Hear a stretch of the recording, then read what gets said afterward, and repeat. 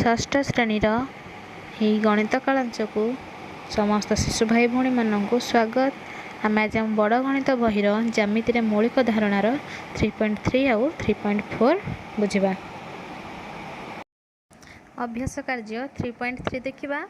1 number ଦେଇଛି ପାର୍ଶ୍ୱସ୍ଥ ଚିତ୍ରରେ ଥିବା ସରଳ ରେଖା, ରେଖାଖଣ୍ଡ ଓ ରଶ୍ମିମାନଙ୍କର ନାମ ନିମ୍ନ ସାରଣୀ ଭଳି ସାରଣୀଟିଏ ତିଆରି କରି ସେଥିରେ ପୂରଣ କର। ଏଥିରେ ଯେଉଁ ଚିତ୍ର ଗୁଡ଼ିକ ଦେଇଛି ସେମାନଙ୍କ ଭିତରେ ସରଳ ରେଖା କିଏ, ରଶ୍ମି କିଏ ଆଉ ରେଖାଖଣ୍ଡ କିଏ ସେମାନଙ୍କର ନାମ ଲେଖିବା। ପ୍ରଥମେ ଦେଇଛି ସରଳ ରେଖା। ଆମର ସରଳ ରେଖା କିଏ ନା XY ସରଳ ରେଖା। ରେଖାଖଣ୍ଡ କିଏ ନା AB ରେଖାଖଣ୍ଡ, CD ରେଖାଖଣ୍ଡ, MD ରେଖାଖଣ୍ଡ, ND ରେଖାଖଣ୍ଡ ଆଉ MAN ରେଖାଖଣ୍ଡ। ତାପରେ କହିଲା ରଶ୍ମି କିଏ ସେ ନା DA ରଶ୍ମି ଆଉ DB ରଶ୍ମି। ଯେତେବେଳେ ଆମେ ରେଖାଖଣ୍ଡ ଗୁଡ଼ିକୁ ଲେଖିବା ସେତେବେଳେ କ'ଣ କରିବା ନା ଏହିପରି ଲେଖିବା AB ଉପରେ ରେଖାଖଣ୍ଡ ଚିହ୍ନ ଦେବା। ଯେତେବେଳେ ରଶ୍ମି ଲେଖିବା ଯେଉଁ ପଟକୁ ଆମର ତୀର ଚିହ୍ନଟି ଥିବ ସେପଟଟା ଶେଷରେ ଲେଖିବା, ଯେଉଁ ପଟେ ତୀର ଚିହ୍ନ ନଥିବ ଯେଉଁ ବିନ୍ଦୁ ଥିବ ସେଇଟା ପ୍ରଥମରେ ଲେଖିବା।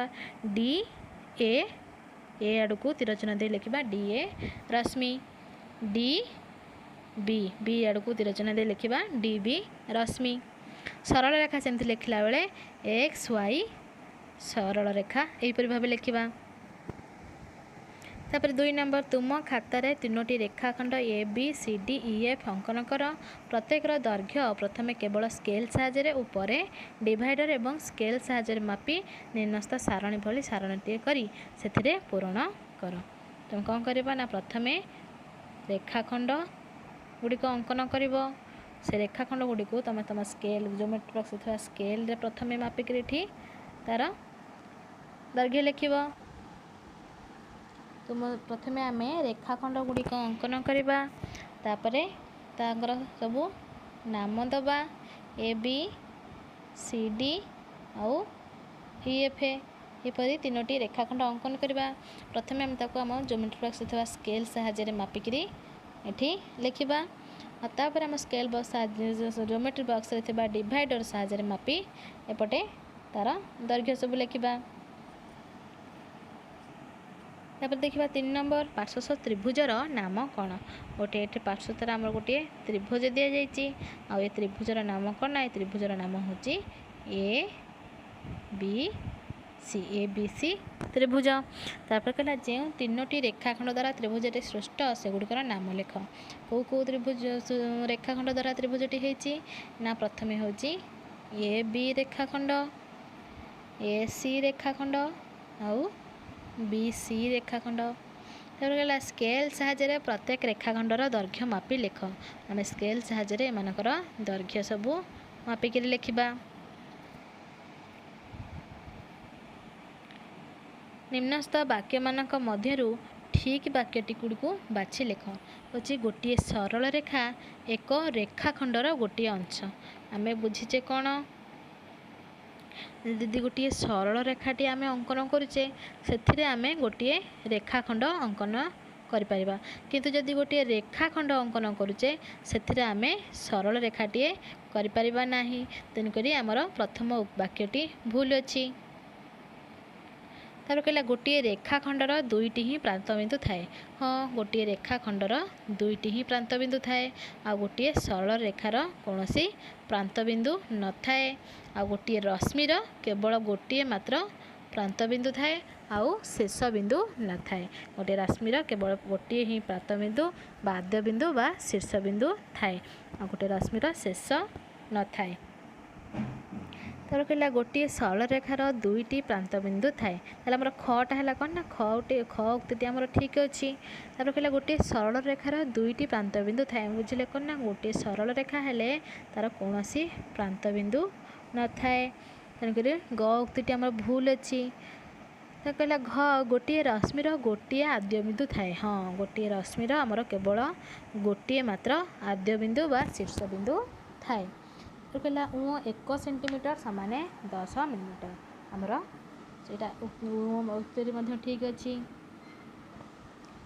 कहला 5 नंबर डाहाण पाखे थिबा चित्रु मापी देख जे A B plus B D A C plus C D. आम जिते आपको प्रमाण करवा तो आम लिखा कौन ना आम बाम पार्श्व रहा किए से ना बाम पार्श्व रहा A B plus B D. बाम पार्श्व लिखा कौन ना A B plus B D.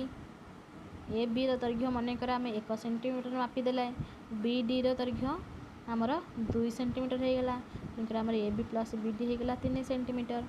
सेमती दक्षिण पार्श्व लिखिकी ए सी प्लस सी डी लिखा ए सी दैर्घ्य आमर होते ना 2 सेंटीमीटर और सी डी दैर्घ्य होते ना 1 सेंटीमीटर। ताले ये होगा कौन ना 2 प्लस 1 समान 3 सेंटीमीटर। तेणुक A B plus B D समान A C plus C D आमर प्रमाणित हो गला जोटा जाक समान बोली। तापर ख देखा ख कहला A B plus C D. A B जदि 1 centimetre C D plus C D समान सी डी 1 सेंटीमीटर। आम मन कर नौचे तुम मैंने सब स्केल साहाଯ୍य मापिक लिख। तब कहला ए डी हूँ आमर केते 3 सेंटीमीटर आ बी सी हो जाऊँगी केते ना 1 सेंटीमीटर। 1 रे 1 आम जोग कले आम पाचे 2 3 रे 1 वियोग कले आम पाचे 2 तेणुक ये आमर सामान अच्छी। तेणुक क आ ख दुईटा जाक आम ये बाम पार्श्व और दक्षिण पार्श्व लिखि ताकू प्रमाण करवा। प्रमाण कर सारा पर तले लिखिदबा जे प्रमाणित बोली। तापर 6 नंबर देखा तुम खातार 3टी सरल रेखा अंकन कर प्रत्येक सरल रेखा उपर 3टी लेखाएं बिंदु नियो जमती एटी करा जायछि। एहीपरि भाबे गोटे सरल रेखा अंकन करिवो आ तार 3टी बिंदु नब। बामरु डाहाण पट क्रम बिंदु 3टी को पी क्यू आर नाम दियो। केउं बिंदुटी अन्य दुईटी बिंदुर मध्यवर्ती बिंदु ना पी क्यू पी आर रो मध्यवर्ती होची क्यू। वर्तमान पी क्यू क्यू आर और पी आर मध्यरु केउंटी अन्य दुईटीर समष्टि सह समान ना हमर पी आर हो P Q plus Q R. P R बाहुटी हमर कौन पी आर रेखाखंडी हमर पी क्यू आउ क्यू आर समष्टि सह समान।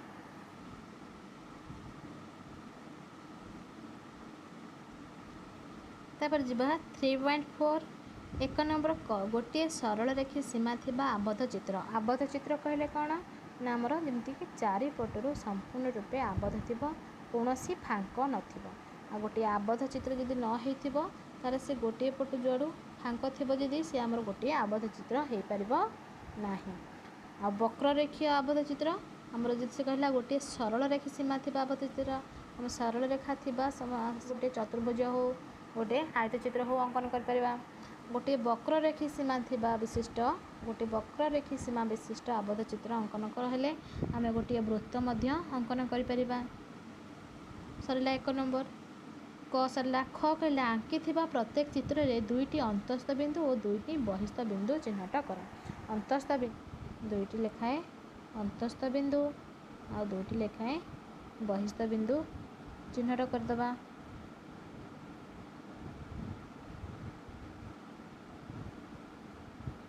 कहला सरल रेखी सीमा विशिष्ट चित्रर अंतस्थ बिंदु दुईटी को के आउ एल नाम दियो। सरल रेखार जो अंतस्थ बिंदु करिचे तार नाम के आउ एल दबा एवं बहिस्थ बिंदु दुईटी को एम आउ एन दियो। बहिस्थ बिंदु दुईटी एम आ गोटे देदेले एन। वक्र रेखी सीमा विशिष्ट चित्रर अंतस्थ बिंदु दुईटी को पी आउ क्यू दियो और बहिस्थ बिंदु दुईटर नाम आर आउ एस रो नाम दियो। चलला तापरे ग कहला प्रत्येक आबद्ध चित्रर सीमा उपरे गोटे लेखाएं बिंदु चिन्हित कर। से चित्र रे से जो दुईटी आम चित्र करथिले से दुईटी चित्र रे कौन कहला ना दुईटी जाकर सीमा रे प्रत्येक आबद्ध चित्रर सीमा उपरे गोटे लेखाएं बिंदु चिन्हट कर। ଚିହ୍ନଟ କଲେ। ସରଳ ରେଖୀ ଚିତ୍ରରେ ଏହି ବିନ୍ଦୁର ନାମ y ଦିଅ ଏବଂ ବକ୍ରରେଖୀ ସୀମା ଥିବା ଚିତ୍ରରେ ଏହି ବିନ୍ଦୁର ନାମ z ଦିଅ। 1 ନମ୍ବର କ ଖ ଆଉ ଗ ଆମେ ସେଇ ଦୁଇଟି ହିଁ ଚିତ୍ରରେ ସବୁ କରିବା। ଆମର ଯେହେତୁ ଆମେ ଫୋନରେ ମୁଁ ବୁଝାଉଛି ତେଣୁକରି ଗୋଟିଏ ଚିତ୍ରରେ କରିବା ସମ୍ଭବ ହୋଇପାରିଲା ନାହିଁ। ତୁମେମାନେ ଖାତାରେ କଲାବେଳେ ତାକୁ ଗୋଟିଏ ଚିତ୍ରରେ ହିଁ ତିନୋଟି ଯାକ କରିବ। ତାପରେ 2 ନମ୍ବର କହିଲା ଏପରି ଏକ ଚିତ୍ର ଅଙ୍କନ କର ଯାହାର ଅନ୍ତଃସ୍ଥ ବା ବହିଃସ୍ଥ ବିନ୍ଦୁ ଦର୍ଶାଇବା ସମ୍ଭବ ନୁହେଁ। ସେମିତି ଏକ ଚିତ୍ର କିଏ ସେ ହେବ ନା ଏକ ଆବଦ୍ଧ ନ ହୋଇଥିବା ଚିତ୍ର ହେବ। ସେ ସରଳ ରେଖୀୟ ହେଉ ବା ବକ୍ରରେଖୀୟ ହେଉ।